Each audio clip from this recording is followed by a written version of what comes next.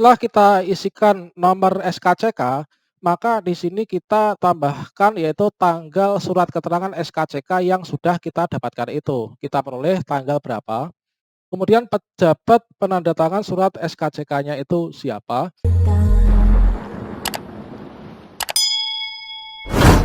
Assalamualaikum warahmatullahi wabarakatuh, sobat-sobat calon guru, selamat datang di channel Calon Guru.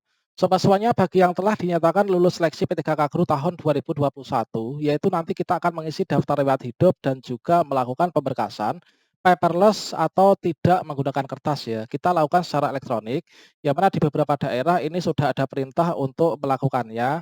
Kemudian terkait tentang untuk masa akhirnya itu adalah kalau di daerah Rokan Hilir ini maksimal tanggal 16 Desember tahun 2021. Sementara untuk di daerah Sulawesi Selatan, ini diberikan batas ya untuk mengupload berkasnya secara elektronik ini mulai dari tanggal 1 sampai tanggal 10 Desember 2021. Nah, sobat semuanya, bagi teman-teman yang berada di kawasan Sulawesi Selatan ataupun di Rokan Hilir, silahkan tinggalkan saja di kolom komentar terkait tentang bagaimanakah pengalaman untuk melakukan pemberkasannya supaya teman-teman yang lain ini bisa mengetahuinya. Setidaknya di sini ada beberapa bagian yang harus kita isi dengan benar ya. Nah, pada video ini kita akan berbagi informasi terkait tentang data apa saja yang harus kita isikan untuk bagian perorangan, pengisian data perorangan yang harus benar, kemudian untuk data pendidikan, kemudian untuk riwayat pekerjaan, kemudian untuk riwayat keluarga, untuk riwayat organisasi, dan juga bagaimanakah cara untuk mengupload dokumennya. Terkait tentang di sini nanti sudah ada buku panduannya teman-teman. Kemarin coba nanti silakan unduh dengan cara klik tautan yang ada di deskripsi. Dan juga untuk tutorial live tentang cara melakukan pemberkasan dan pengisian daftar riwayat hidup di SSCASN sudah saya sediakan juga di kolom deskripsi. Silahkan simak video ini sampai selesai. Namun sebelum kita lanjutkan, perlu saya ingatkan bagi teman-teman yang mungkin baru pertama kali menemukan channel ini, silahkan klik tombol subscribe-nya dan aktifkan notifikasi loncengnya, sehingga nanti jika ada update video terbaru, teman-teman tidak akan ketinggalan informasi. Baiklah sobat semuanya, untuk melakukan pemberkasan dan juga mengisi daftar riwayat hidup, teman-teman nanti dilakukan secara daring, yaitu di sscsn.bkn.go.id, kemudian kita bisa klik enter, selanjutnya kita langsung bisa klik tombol login. Berikutnya di sini kita klik masuk. Berikutnya nanti kita akan mendapatkan tampilan seperti ini. Ada ucapan selamat Anda lulus P3K Guru tahun 2021. Apakah Anda ingin melanjutkan pengisian daftar riwayat hidup dan juga pemberkasan? Maka kita bisa klik di sini, yaitu tombol pengisian daftar riwayat hidup yang berwarna merah ini. Nah, di sini data yang perlu kita isi teman-teman. Ini adalah ada 6 bagian.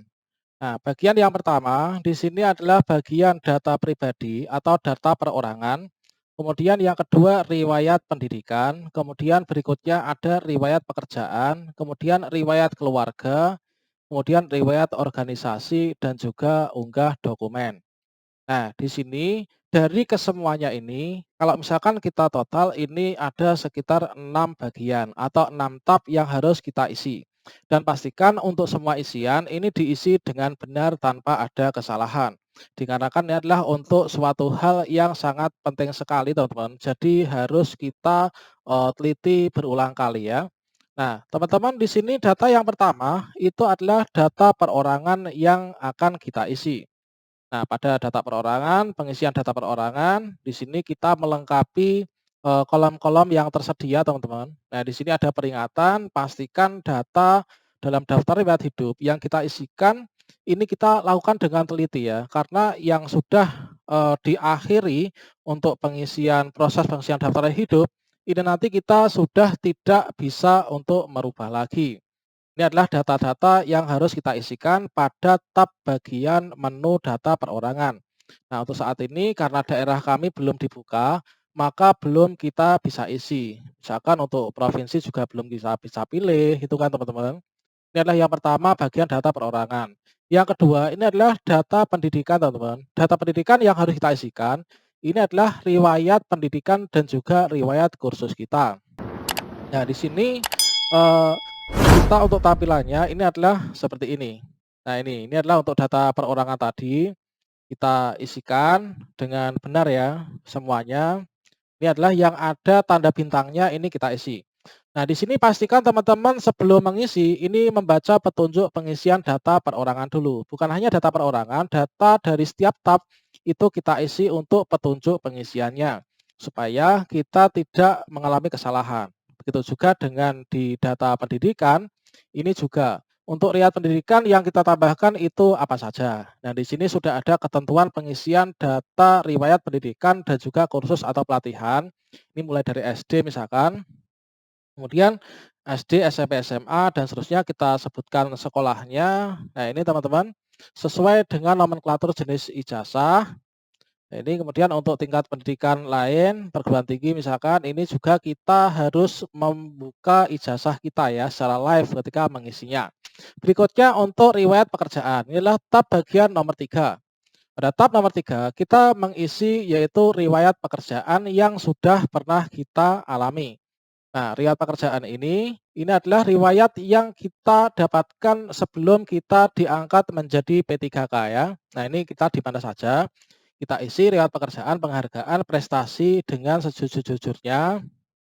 Nah, di sini setelah pekerjaan nanti kita mengisikan yaitu riwayat keluarga. Nah, pada riwayat keluarga ini nanti kita isikan sesuai dengan data real kita saat ini, teman-teman. Jadi kalau misalkan kita sudah menikah, itu nanti kita juga isikan demikian. Kemudian untuk riwayat organisasi itu juga demikian.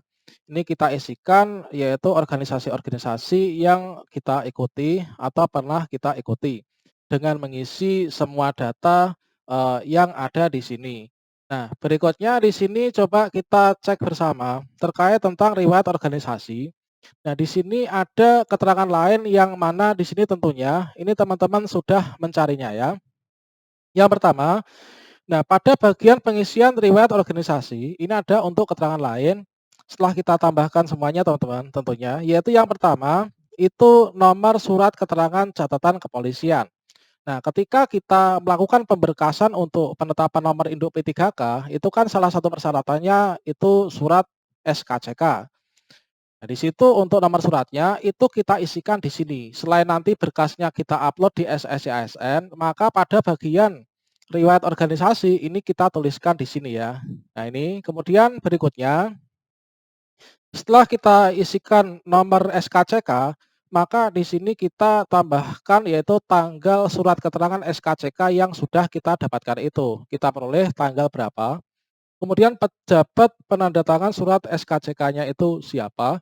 Nomor untuk surat keterangan sehat sekarang. Nah, ini nomor surat keterangan sehat jasmani dan rohani, nomornya berapa, tanggalnya ini tanggal berapa, nama dokternya ini tanpa gelar depan dari surat keterangan jasmani, ini juga kita isikan di sini. Ini tanpa gelar, teman-teman. Kemudian berikutnya di sini nomor surat keterangan bebas nafsa. Di sini juga kita isikan nomornya di sini. Kemudian untuk tanggalnya kita mendapatkan surat bebas nafsa itu tanggal berapa, nama pejabat yang penandatangannya itu siapa yang memberikan surat keterangan bebas nafsa itu. Kemudian kita tambahkan keterangan lain jika memang dipandang perlu, teman-teman. Nah, ini kemudian di sini ada petunjuk-petunjuk juga. Pastikan teman-teman selalu membaca petunjuk dengan benar. Dan juga teman-teman bisa memantau informasi yang disampaikan nanti oleh BKPP atau BKPSDM masing-masing. Nah, semua instruksi itu teman-teman pantau informasi dari web instansi masing-masing. Terkait tentang untuk panduannya, pengisiannya bagaimana, secara lengkap nantinya secara mendetail akan dipandu oleh BKPSDM masing-masing. Berikutnya, setelah semua kita isikan, maka nanti pada bagian dokumen ini nanti kita lakukan pencetakan kartu untuk daftar riwayat hidup perorangan dan nanti kita jadikan satu dengan daftar riwayat hidup yang lain. Untuk pendidikan, pekerjaan, keluarga, organisasi itu akan menjadi satu. Berikutnya kita upload berkas-berkas yang pendukung ini nanti pada bagian dokumen ini. Nah, sambil teman-teman memantau, teman-teman bisa persiapkan berkas yang saat ini mungkin sudah di sini perlu kita siapkan ya. Oke, demikian sobat semuanya tentang 6 bagian wajib yang harus diisi ketika melakukan pengisian daftar hidup dan juga melakukan pemberkasan P3K. Semoga bermanfaat. Wassalamualaikum warahmatullahi wabarakatuh.